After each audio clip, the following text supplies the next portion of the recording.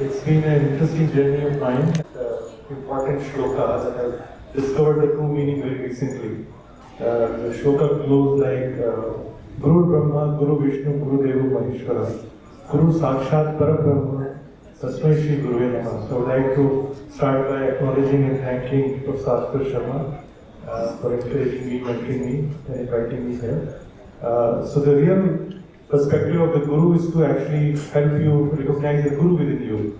That's something that I learned recently, and I've been pondering about it, and I've been thinking about it too. Can you see the picture? This is a trick question to wake up the audience after the food. What's the commonality or something new that you can spot in this picture? One clue is that this is a picture of people who got the Nobel Prize last year, right? But there's something special about this. Can anybody tell me what is special about this? They're all nerds. Of course. There is one more speciality that there are among all these 5 scientists, 2 are AI scientists, and they've got the Nobel Prize for physics and chemistry. And it is very interesting because this is the first time in the history it is happening. And that's why I posed this question mark that, I hope the people who are listening to it, or maybe people who might go back and work on things which could, help us get more Indian faces here, because there is a big revolution that is sweeping the science, or is about to sweep the science, and what I call as the AI revolution, which is going to completely change the way we look at science. So this is my quick background. I have 24 years of making errors of all kinds in between technology, in policy, entrepreneurship, investing, 16 years in AI. Recently also got featured in this top AI influencers, and my mother was very happy because in that list was also Amitabh Bachchan. So this was the only list I could share along with him. But it is very interesting. So if you see this slide, it talks about in 1900, there was this big debate in New York. Fifth Avenue is a very famous place where everybody goes to shop. I've never been there. My wife is still very unhappy. But this is a place where they were debating in 1900 that there is a big problem of horse poop, because there were so many horse-drawn carriages, right? But just in 13 years, all of them were replaced by cars, right? So in just 13 years, we adopted to cars. And this was a big revolution that happened. And everybody forgot about horse poop. So similarly, there is a big revolution that's happening in science. The way we used to research, explore and invent, a similar massive shift is happening. And if we don't adopt to it, maybe we will not be able to take the leadership position that we need to. And it's very important to dive a little deeper and see where this change is coming from, because a lot of people are reading about AI, but they're reading it at a very superficial level. So fundamentally, for the first time, just like the way we are talk to another human being, we are able to talk to a machine, a neural network, a brain, and get feedback, answers, and maybe sometimes right, sometimes wrong, but we are able to converse and kind of like have a co-explorer kind of relationship. And while English is still now the best programming language, I would wish that more Indic language will also be actually having the same access to computing as English is having right now. And I think a lot of my friends who are actually working in this area, it's very interesting to see that in quite a few areas, AI is actually surpassing a human, not in terms of image classification, visual perception, reasoning. There are quite a few areas, right? But still, the summation of that, the common sense is still something that maybe the next evolution will solve that. But the path is fairly clear that where the evolution is going to be. So if I quickly take a step back, we kind of boiled the ocean of internet, all the knowledge that was there.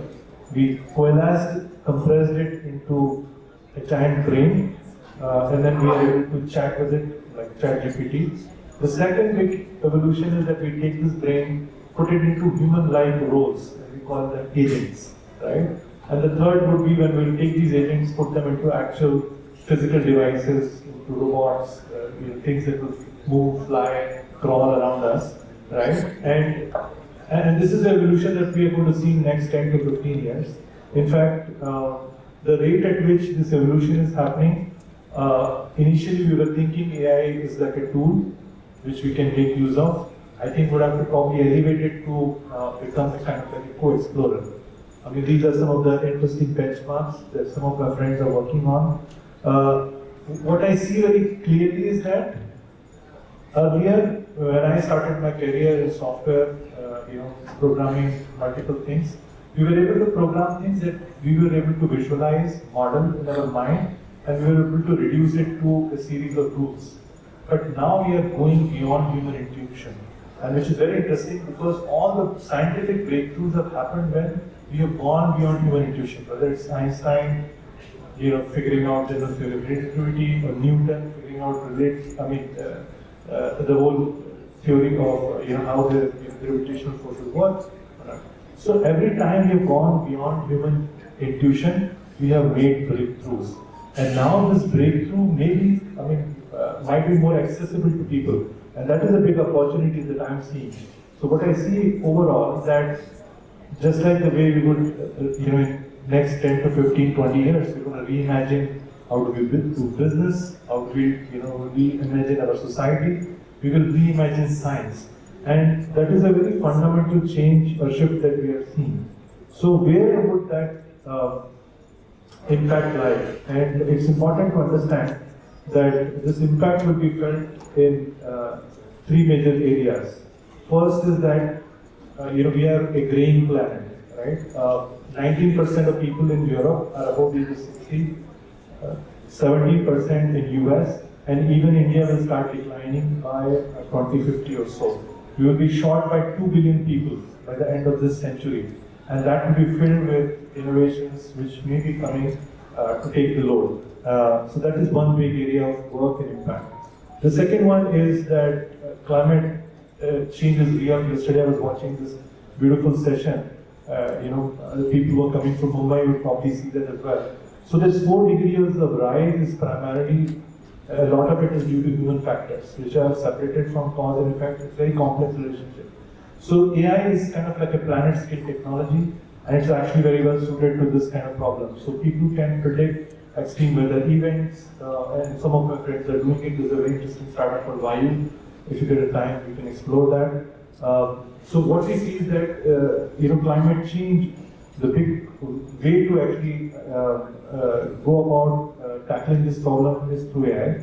The third big area, which I would like to talk a little bit more in detail, is that breakthroughs in AI and robotics is starting to shape or reshape other emerging fields rather quickly, including science. In fact, by this year end, we are going to see emergence of really good STEM agents, AI agents which can solve problems in STEM areas, almost up to a graduate level student. So imagine that every single person, not just the professor, has a graduate student to co-work the problem with. And what it means is that if you are able to create and make it accessible on a platform to everyone in this country, literally everybody, maybe they are coming from a small town or small place, could actually have access to cutting edge labs. Because what we are seeing is that quite a few areas like AlphaFold showed that whatever you can do in lab, you can almost get to the same level of accuracy in simulation. So instead of trying to do everything by experiments, people are running simulations and then capturing the best simulation and then figuring out whether they make the right candidate for maybe the new kind of diseases that are emerging or new kind of materials. So there are a whole bunch of people which are working in that, and my sense is that it will become accessible to everyone, not just the top tier labs.